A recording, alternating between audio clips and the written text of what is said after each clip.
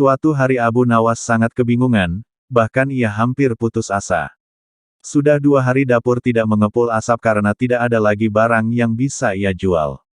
Satu-satunya jalan yang bisa dia ambil adalah menjual manusia untuk dijadikan budak. Sebenarnya jika Abu Nawas mau, dia bisa saja menjual teman-temannya, namun ia tidak tega karena teman-temannya bukan orang kaya melainkan orang miskin seperti dirinya.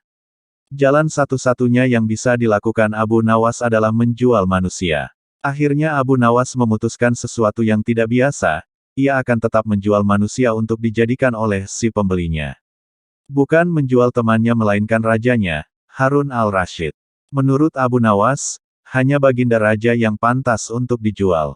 Bukankah selama ini Baginda Raja selalu mempermainkan dirinya dan menyengsarakan pikirannya?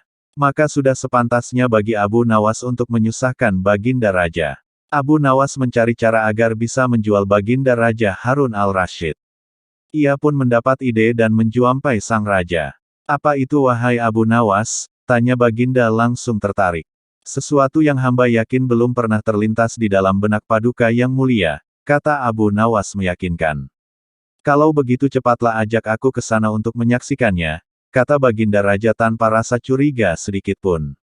"Tetapi Baginda," kata Abu Nawas sengaja tidak melanjutkan kalimatnya. "Tetapi apa?" tanya Baginda tidak sabar. "Bila Baginda tidak menyamar sebagai rakyat biasa maka pasti nanti orang-orang akan banyak yang ikut menyaksikan benda ajaib itu," kata Abu Nawas. Karena memiliki keinginan besar dan rasa penasaran yang begitu besar, Baginda Raja bersedia menyamar menjadi rakyat biasa. Melihat penyamaran sang raja berhasil, Abu Nawas dan Baginda Raja berangkat menuju ke sebuah hutan. Setibanya di sana, Abu Nawas mengajak Baginda Raja mendekati sebuah pohon besar dan rindang. Ia pun meminta sang raja untuk menunggu. Sementara itu, ia pergi menjumpai seorang badui yang pekerjaannya menjual budak. Abu Nawas mengajak pedagang budak itu untuk melihat calon budak yang akan dijual kepadanya dari jarak yang agak jauh. Abu Nawas enggan menjumpai sang raja dan merasa tidak tega. Sementara itu, Abu Nawas beralasan calon budak yang akan dijualnya adalah teman dekatnya sendiri. Setelah pedagang budak itu memperhatikan dari kejauhan ia merasa cocok. Abu Nawas pun membuatkan surat kuasa yang menyatakan bahwa pedagang budak sekarang mempunyai hak penuh atas diri orang yang sedang duduk di bawah pohon rindang itu. Abu Nawas pergi begitu menerima beberapa keping uang emas dari pedagang budak. Baginda Raja masih menunggu Abu Nawas di bawah pohon rindang tersebut, sampai tibalah pedagang budak menghampiri dirinya. Baginda Raja merasa heran, mengapa Abu Nawas tidak juga muncul dan mengapa ada orang lain selain dirinya dan Abu Nawas. "Siapa engkau?" tanya Baginda Raja kepada pedagang budak.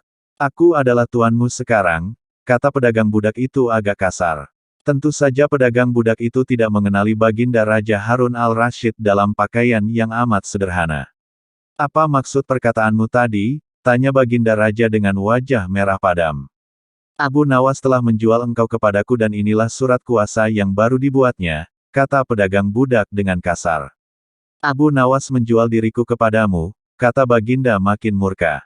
"Iya," bentak pedagang budak. "Tahukah engkau siapa aku ini sebenarnya?" tanya Baginda geram. "Tidak dan itu tidak perlu," kata pedagang budak seenaknya. Lalu ia menyeret budak barunya ke belakang rumah. Sultan Harun al-Rasyid diberi parang dan diperintahkan untuk membelah kayu. Baginda Raja merasa heran dengan semua yang diperintahkan. Ia melihat begitu banyak tumpukan kayu di belakang rumah badui itu sehingga memandangnya saja Sultan Harun al-Rasyid sudah merasa ngeri, apalagi harus mengerjakannya.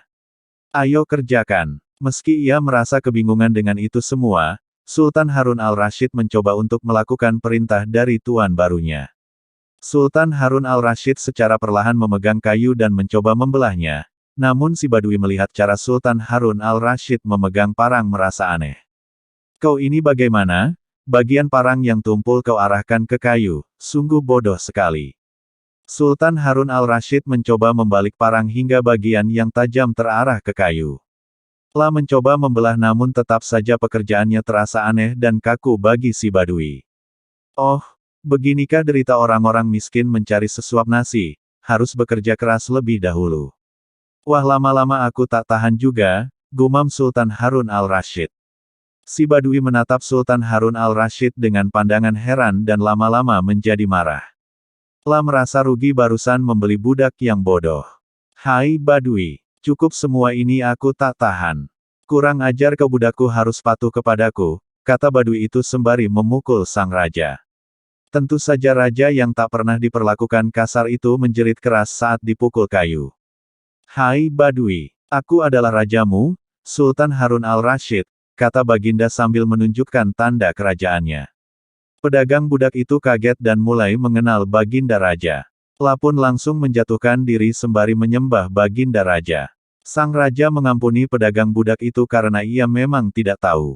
Tetapi kepada Abu Nawas Baginda Raja amat murka dan gemas. Ingin rasanya beliau meremas-remas tubuh Abu Nawas seperti telur.